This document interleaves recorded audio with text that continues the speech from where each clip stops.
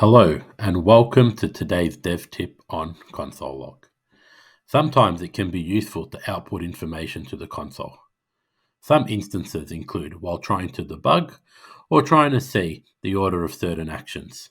To do this, I create a client action named console log with an input parameter of text. Inside this action, I have a JavaScript which receives the input parameter, and then it will simply do a console.log of the input parameter. Here we have a demo page where we have our onInitialize, onReady, and onRender, where each of these actions will print to the console log and print its name. We also have an area for the user to input some text, as well as two buttons.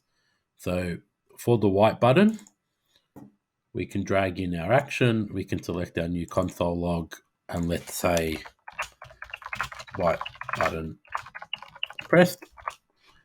We can copy this as well and do the same for the red button. But for the red button, we are also going to include the text which the user has input on the screen. By going to the page, we can see the order in which onInitialize, onReady, and onRender get called.